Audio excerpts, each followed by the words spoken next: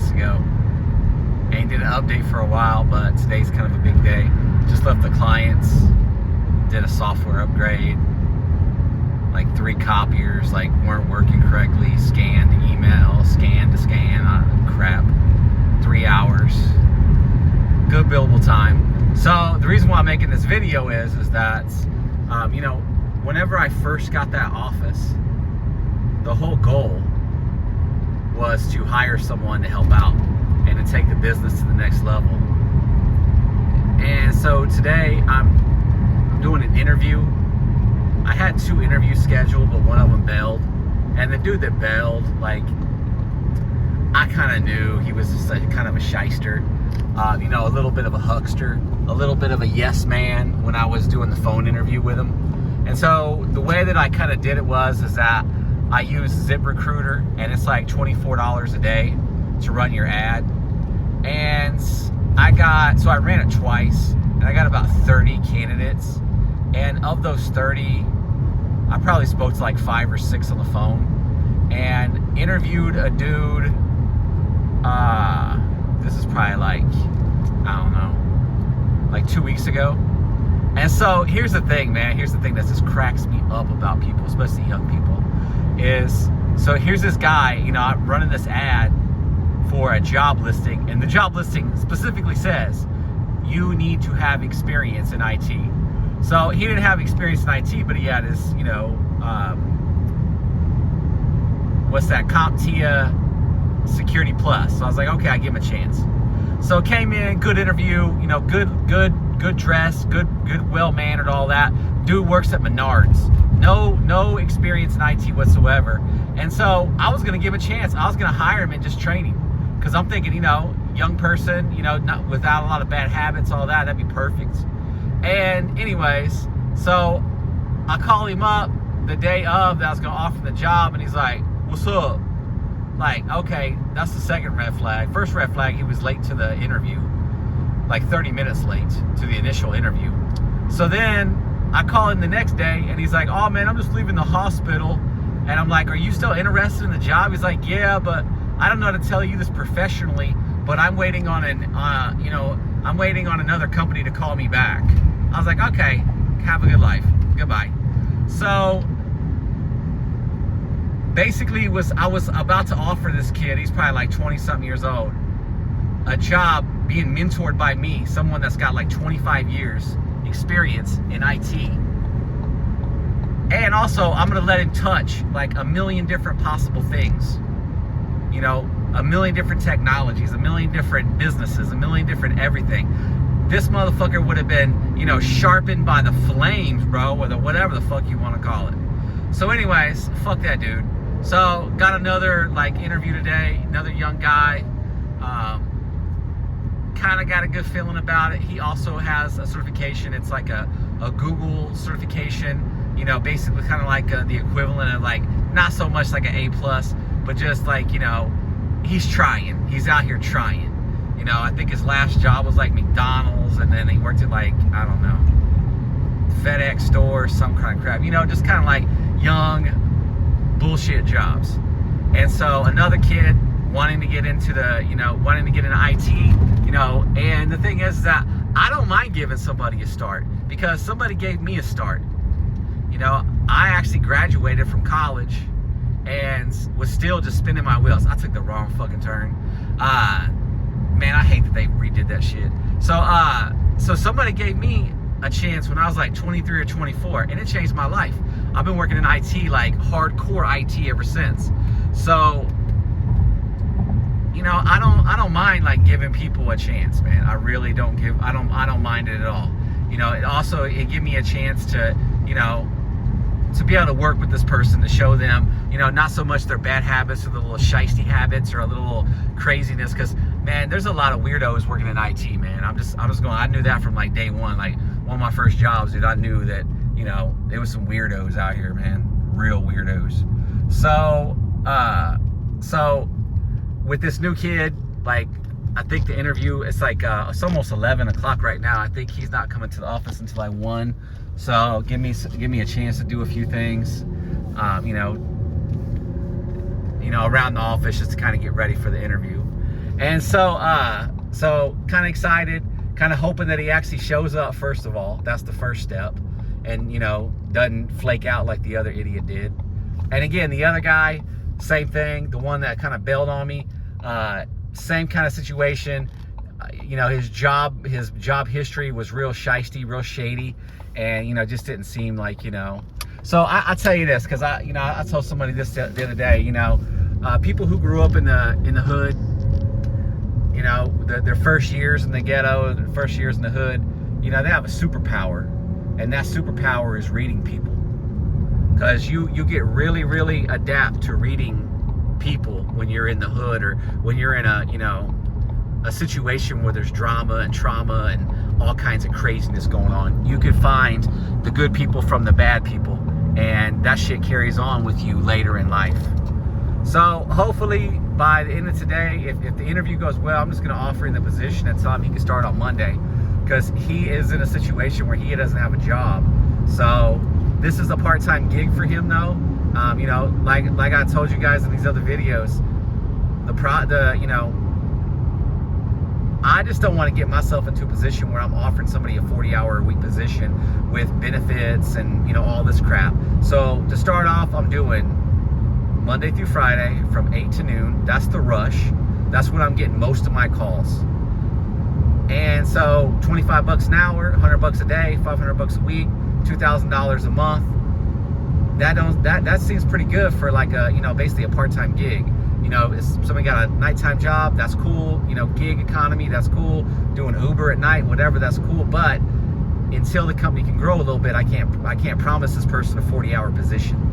So what I'm trying to do is just get him in, get myself to a position where I'm comfortable paying the $600 a month for the rent at the office, and then another $2,000 a month for this person, plus all the other stuff that goes along with that.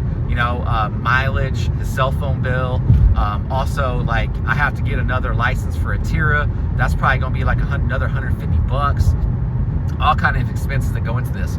But I heard this Grant Cardone, and I don't really fuck with Grant Cardone. I don't really like him all that much. But I saw this meme that he said the other day, and it really made sense. So, like, for instance, I got over $10,000 right now in my savings account that is just basically ready to go to the tax man. And basically federal taxes, $10,000.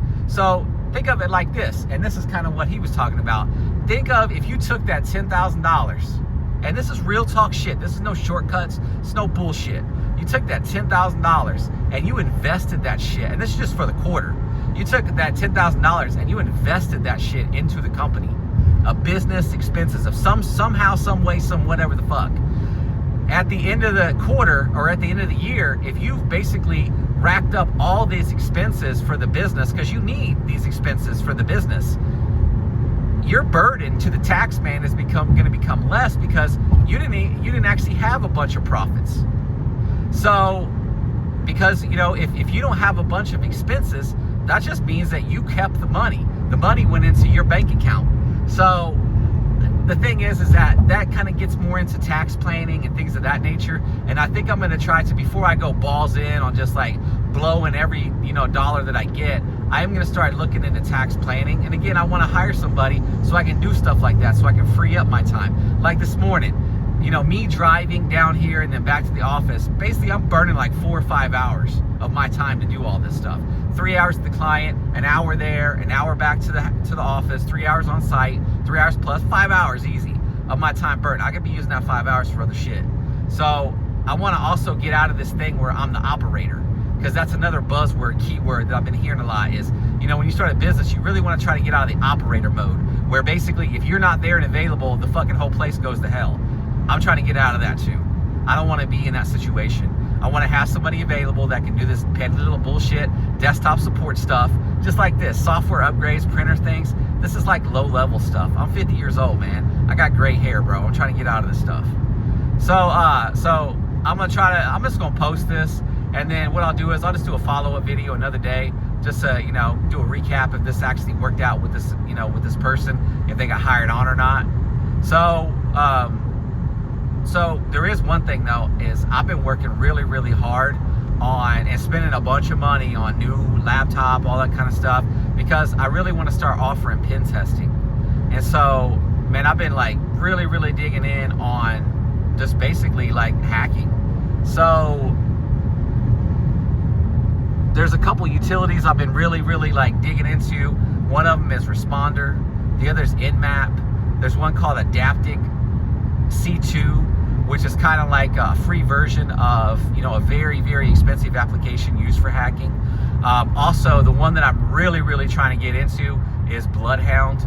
And so, you know, just kind of digging into some of these applications like Bloodhound, I thought I could just basically implement that, you know, run, you know, a Bloodhound Python script, and then, you know, collects data. But what it looks like is that, look, Cracker Barrel. So LDAP is like, back in the, you know, Windows 2016 and below, no, 2000, yeah. And so basically I'm at the office, I have server 2025, and LDAP is like secured, so I can't use it. So that's kind of what made me look into like, you know, possibly, you know, using other applications to gather the data for the Bloodhound application. So again, just discovery, learning how to do this stuff. You know, what my, you know, like I don't know if you might have heard me say this before, but one thing I do not do, I do not take shortcuts. I don't believe in get rich quick. I don't believe in shortcuts. I don't believe in none of that crap. There's no shortcuts in life. There's no shortcuts to make money. There is none. I've been working my ass off, dude. I'll do 150 in sales this year, just working my ass off.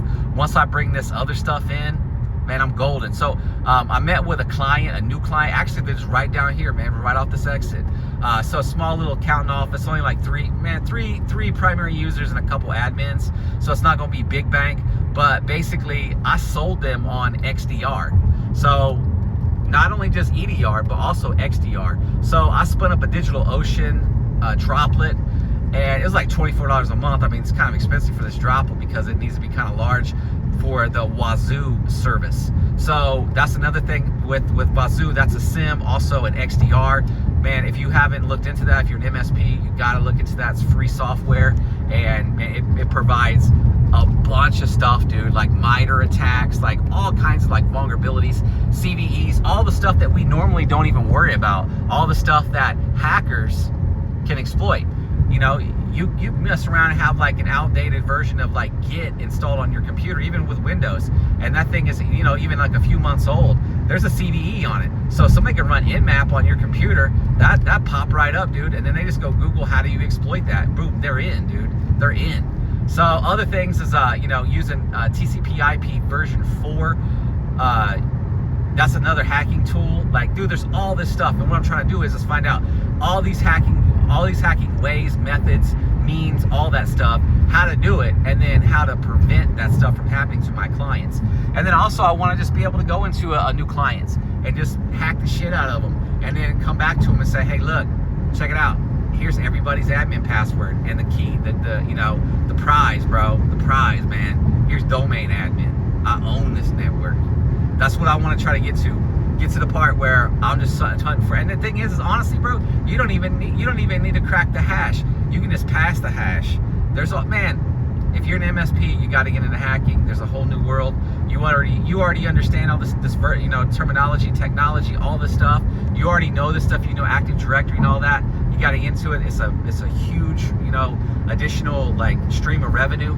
I think in, you know, one of my videos, I mentioned that my biggest client had this company come in, and they kind of thought they were slick, kind of going behind my back to have this network company come in to, you know, try to do a penetration test. And I don't blame them for doing it. I don't blame them. And this company wanted $30,000 to do a penetration test. And now I know what it involves. And literally, dude, it's probably a 1 to 2 day event for maybe 1 to 2 technicians, and they walk away with a $30,000 payday. That's ridiculous, bro. Ridiculous. So I'm trying to get into that. So what I was thinking about doing is at some point maybe even running an ad on Instagram, Facebook, blah blah blah blah blah, and do like 5 free pen tests for companies, just so I can get my bearings, just so I can kind of get, so there's no obligation, if you will. Because a lot of these companies, see, from what I understand, you know, a small size company versus an enterprise, a small size company, they're very relaxed on their security. They're not even thinking about it. I mean, I've been assist admin for all these years. I've really never even thought about security. I never have, because I never had to worry about it. My day-to-day focus is on bitchy users with computers that are broken. That's all I care about. So this whole security thing's a whole new world, man, a whole new world. So that's what I'm working on, trying to expand the business, trying to get somebody in here so they can do the desktop day-to-day calls. I can help out with desktop day-to-day calls, server administration, network support, all that stuff. But so I can start working on penetration testing, security, and I can start working on sales, bringing new clients in, all that stuff. So I spoke with a brand new client just yesterday. They need help. They got like 20 email boxes that they need to convert over to Exchange, and dude found me on the internet. So like I said, you know, you find all this get rich quick shit for SEO on the internet, and it's all bullshit. Backlink this and all, spending all this money and shit. It's all bullshit. There are no shortcuts, bro. So what I did is, and you can go back to one of the first videos that I made, my very first thing that I did was I added like, I don't know, 100 additional pages to my website for every different possible service associated with every possible city in the Kansas City area. So I added over 100 new pages to my website, and man, and again, you can go back to my videos and watch. I went from a certain amount, a really low amount of monthly impressions, so I'm getting over 60,000 impressions in Google. So not that I'm getting clicked on 60,000 times a month, but at least I'm showing up in the search results 60,000 times. And that's a testament to hard work. That's a testament to me grinding for like a week or two. Just build a new page, just copy, paste, new images, new content, new everything. Build, build, build, build, build. Work, work, work, work, work. Because again, there ain't no shortcuts. If you think there's a shortcut, you're crazy, man. You're gonna be stuck and broke, dude. Just like, I'll give you an example. So, you know, I'm doing this, you know, collecting all these resumes and stuff. And that first round when I'm collecting resumes, dude, I literally had like 2 or 3 people. I'm not bullshitting you when I tell you this. I had 2 or 3 people who their current job is they are currently working for themselves. They own their own MSP. They own their own MSP, and they're out here looking for work. These boys are looking for a quick fix.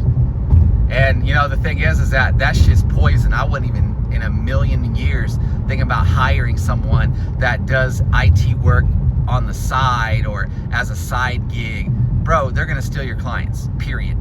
In fact, I spoke to somebody, one of the first phone interviews that I did, you know, kind of towards the end, I let him know, hey, look, you know, you're gonna have to, you know, you will have to sign all these documents, you know, and one of them was a non-compete, and he just lost his mind. He lost his mind. So then I went and looked back at his resume. His second job back was a freelance computer technician. Okay, well, there you go. He still's got his foot in that door. So I already know, dude, the very first chance he could have got, dude, he would have tried to scalp these clients.